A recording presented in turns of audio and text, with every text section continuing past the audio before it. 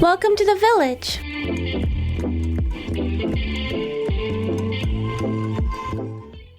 Hello, Jackson. How are you? Fine, I'm okay. Thank you for interrupting your workday to talk to me. Thank you so much. You're welcome. And so Jackson is the clinical officer of the eye clinic here at St. Theresa Hospital in Nzara, where I've been working for over 2 months. And Jackson, how long have you been here? Thank you so much for giving me this opportunity. As you have stated clear that I'm called Jackson James, a clinical officer in the ophthalmological department. I've been here in the department since 2021 when the department was installed. I've been here now for 3 years as a clinical officer in the ophthalmology. Where did you come from? What did you do before this? Thank you so much. I come from Yambio. I had been there. I started my nursery school there. I completed and joined the high school. I completed in 2018. After that, I had to join a medical school in Yambio Health Science Training Institute, whereby I pursue a diploma in clinical medicine for 3 years. And I successfully completed and I graduated as a clinical officer.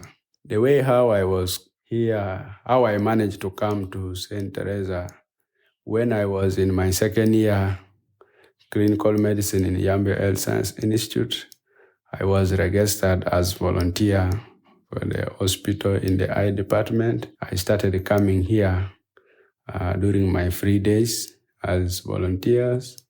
Then after the completion of my studies, then finally I was employed. So that means I came to St. Theresa through the channel of voluntarism to St. Theresa. That's so wonderful. See, giving your time and dedicating yourself to learning opens doors. Yeah, sure. This one has really opened a lot of privilege for me. Even when I was registered as volunteer, the community of Germany for the prevention and blind, they took interest in me of paying my remaining semesters for the third year. That was a very interesting thing I have ever experienced in my life.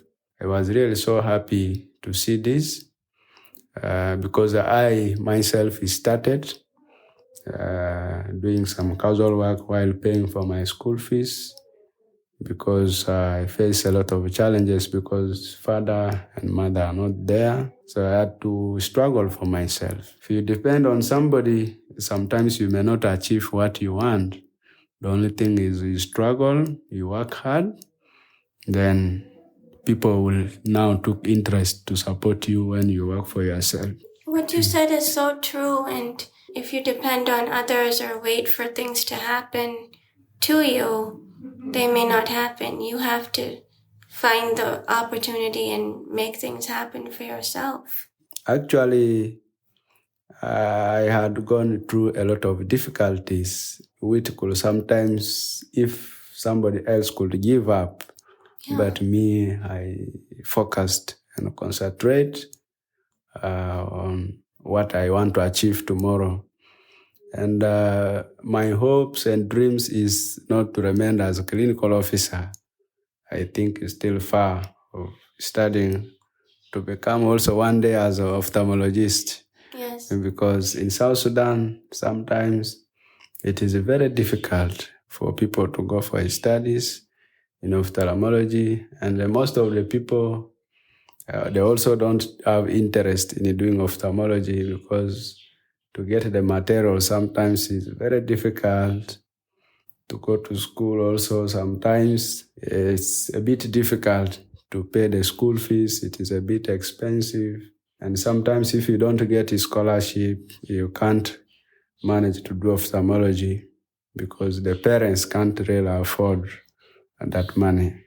Right, Thank you. Exactly. And like you said, you don't have parents, and in fact, you never knew your father. Is that right? Yes, yeah, it is true. Actually, I never knew my father but he was aware that the madam was pregnant for over around 7 to 8 months.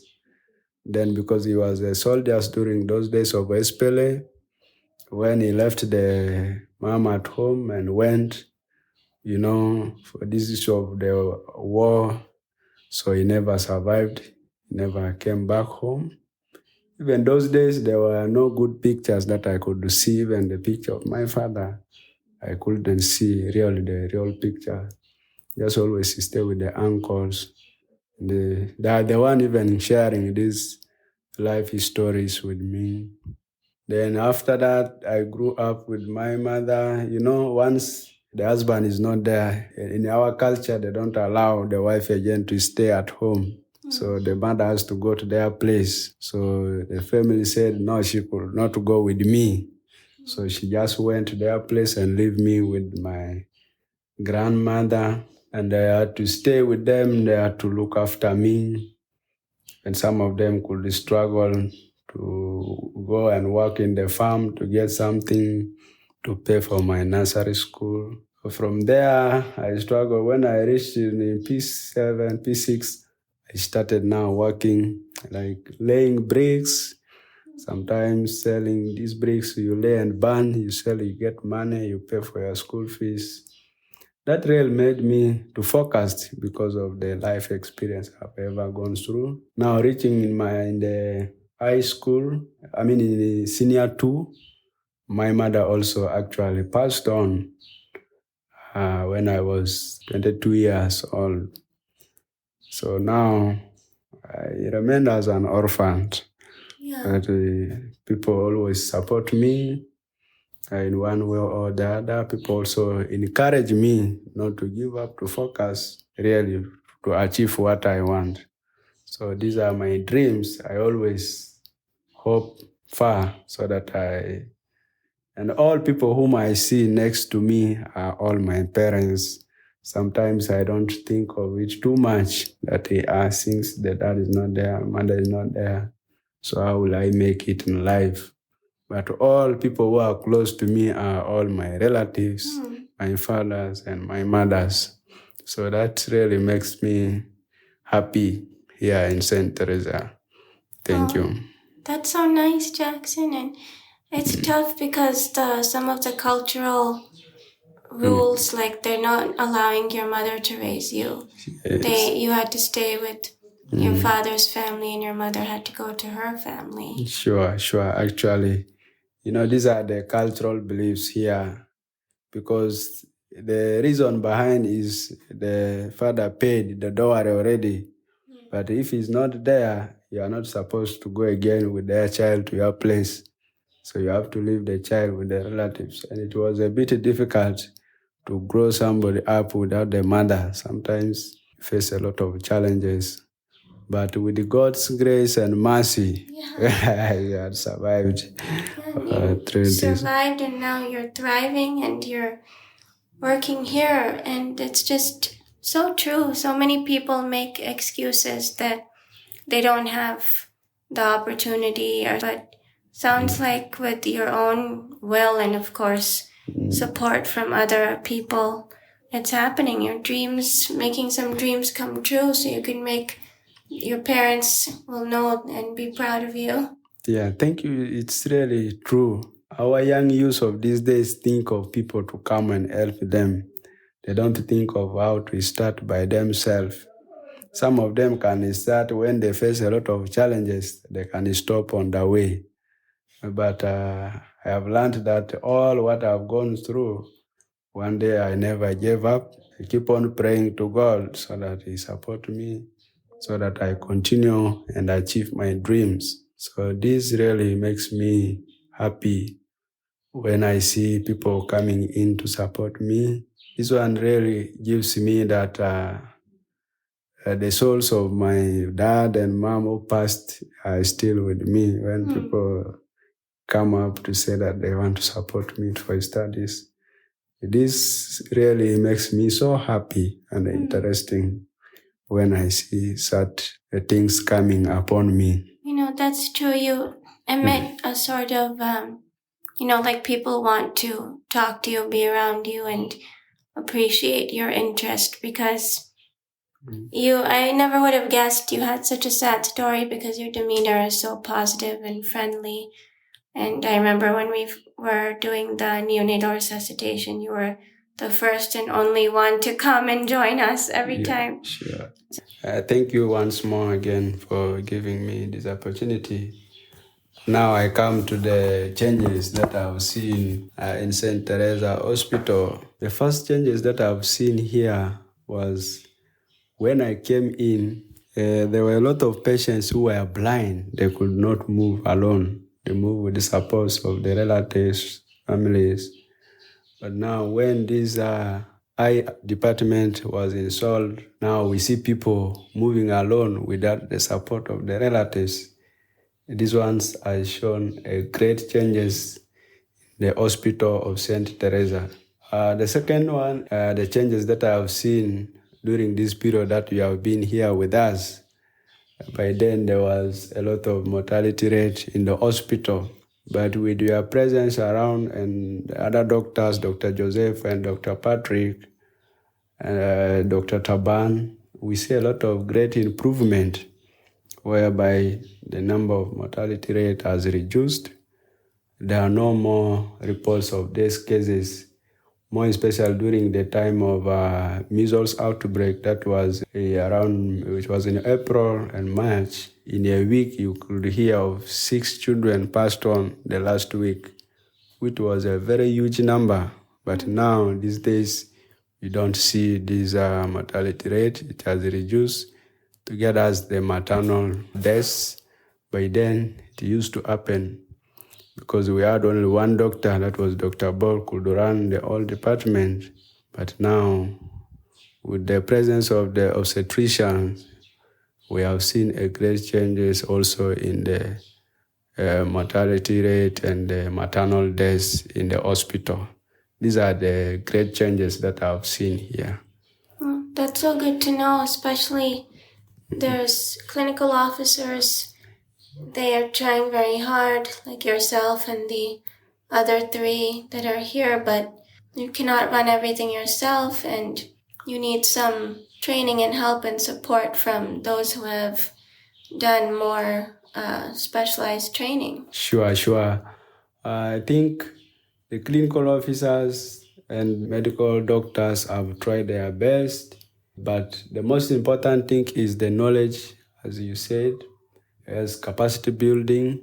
Need a lot of trainings because you can't work alone in a very big hospital like this. You need some support in terms of capacity buildings, training, like the CMA that we usually have these days. Even the bedside teaching, this one is really capacity building, sharing the knowledge, also sharing the management, because sometimes you may have management, but when somebody also come in with the standard management according to the guidelines of South Sudan, I think this one gives a lot of changes to the service of this community. So it is really a great changes that I've seen within these periods of 3 years that I've been now here in the hospital. Yes, it's essential, like you said, the CMEs and the trainings, teaching, because really no matter how long you've been in medicine, one person is not able to know everything. I think teaching and training and sharing information with one another is always necessary. Sure. It is really necessary to have this. If you don't update yourselves, so sometimes it makes it very difficult for you to navigate. You may need to have updates because once you share ideas with one another, these ones now build up on the knowledge that you have. So I think with this, I pray that so that it continues, it doesn't end from here. And people who always voluntarily accept to come to this environment, I pray and ask God to open ways for you that once you go back also, you may need to think about us and come back to us one day. Yes, And actually, yeah. that's true. It's important for people to come and give their time and skill, people to donate so that the hospital has the resources and enough of the skilled people to work. Sure. The more improvement and positive changes, the more people will be motivated to do their job well and join us here too. Sure. With this, it has opened ways for more people to come in. Yes. Because as you go back, you will be the ambassador of St. Theresa. Yes. So that people who are working in St. Theresa, the staffs who are working in St. Theresa are really willing to learn from one another. Because somebody who have completed his studies 4 years back, 3 years back, then you just end up working without any kind of special teaching from other specialists. Sometimes it makes it difficult for you to grow in terms of knowledge and to learn also new things, because things are not remaining as the same. Also, the guideline changes all the times. So I think this one, I pray that one day it continues. Also, the guidelines are good, but when you see a patient in front of you, the thoughts may be different than the guideline, and sometimes medicine is more of an art, like practicing what's needed.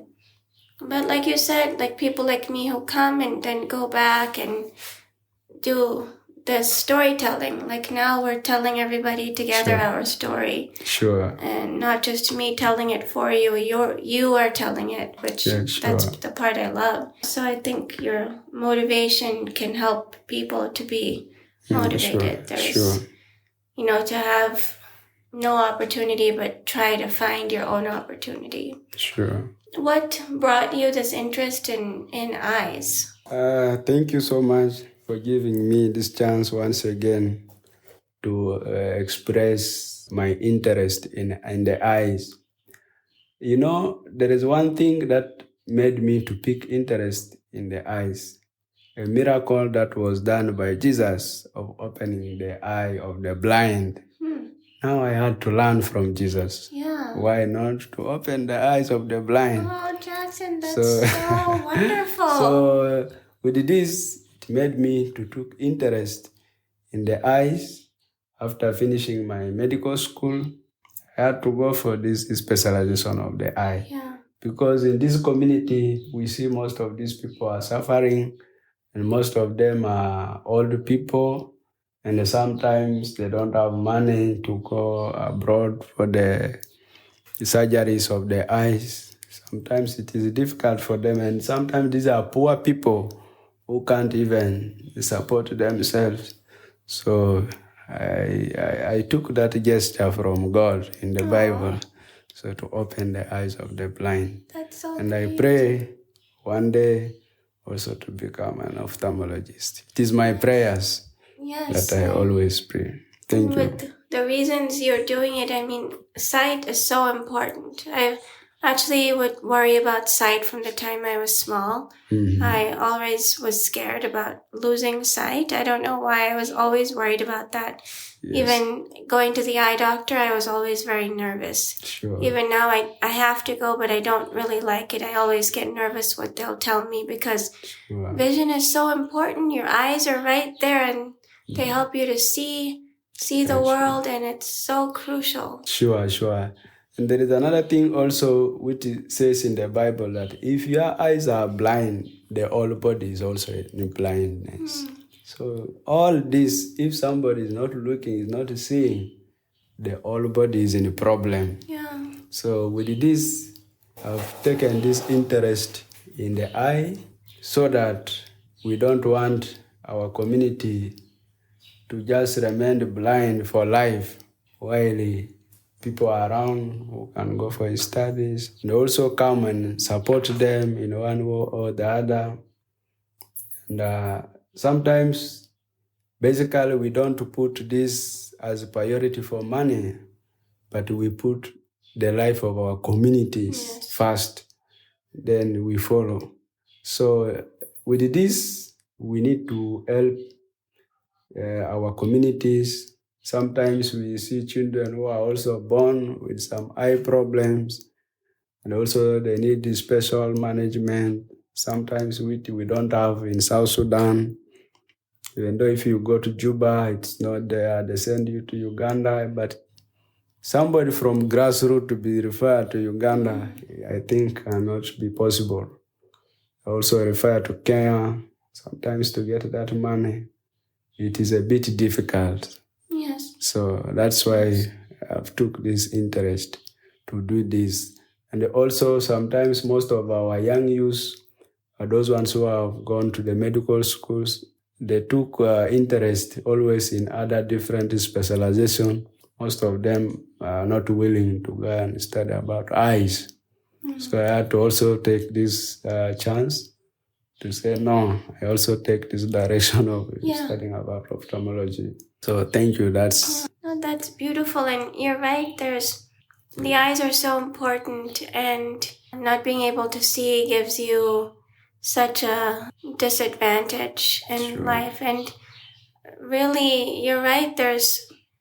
It's so impossible for people to get healthcare, especially specialized. Sure. That's the one thing I learned to be really tough here, is that it's impossible. Like if many illnesses require leaving the country for care. Sure. And specialized things like the eyes, people are not able to afford just to go. And even if you can go once, which many people are not even able to go once to the capital or go to a different country like Uganda, Kenya, what about the follow-up? How can you keep going back and back for a follow-up care for your eyes? To have someone like you to be here is so important to know. That's so important. That's what I realized, because there's so many children who need such specialized care that it's so difficult unless it's maybe a one-time thing. But even that, even affording a bus ticket's impossible for people in this community. So you went to medical school for the 3 years for a clinical officer? Or how did your schooling work, and what more do you need to do? The first thing for you to go to study medicine in ophthalmology is you must have a diploma in clinical medicine, either in nursing or in midwifery.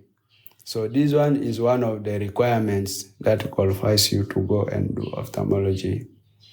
Like now, I have the diploma in clinical medicine. I think this has opened a way for me now to go and study ophthalmology. So now the things remain is the challenges on how to go for these studies.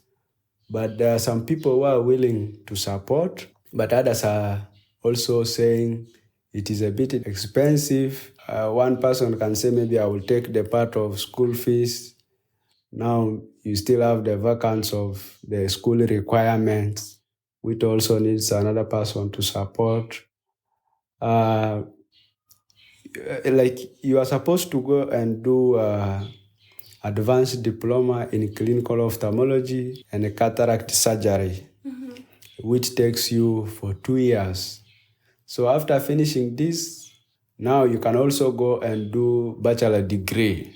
Okay. Yeah, bachelor degree that will take you like 4 years. I think these are the foundations in ophthalmology. And to become an ophthalmologist, it takes a good number of years, but you go through the steps and the foundations. So now I'm really willing to go and do this advanced diploma in clinical ophthalmology and cataract surgery. Like this one, when you finish and you come back, what you will always be doing is you do the consultation, you identify some of the eye diseases, and also you do the surgery of cataract. So after these 2 years, because you'll have 2 years in class, then 6 months of working in any eye hospital, which will now be your attachment to do these practical aspects. So I'm still looking forward, but so far now, I have met one well-wisher from Spain. She's called Dr. Blanca. She's also an ophthalmologist. She's a PhD holder in ophthalmology. She's willing to support me with the school fees, which is $3,250. She accepted to pay as the school fees. That's so great, Jackson. I'm so happy. And that's for 1 semester or 1 year? It is for 1 semester. Okay. Then, but there are still other requirements, like the scholastic materials. There are also some accommodation in the hostels, but these ones still remain vacant. But there are some friends in Germany that we are coordinating with them, but they are yet to have their meeting and agree. So they have not yet given me the feedback. But so far, apart from this feedback from one of the ophthalmologists from Spain to support with the school fees, I'm still looking forward for more support. Yes, hopefully there will be some financial help coming your way. Sure. Because you have the knowledge, the ability, the drive. Sure. You should really be praying that your dreams come true. Yeah, sure. Thank you once more. One of my inspired word that I could share that people could know is somebody who have started something by himself or herself is a person who is really willing to do something.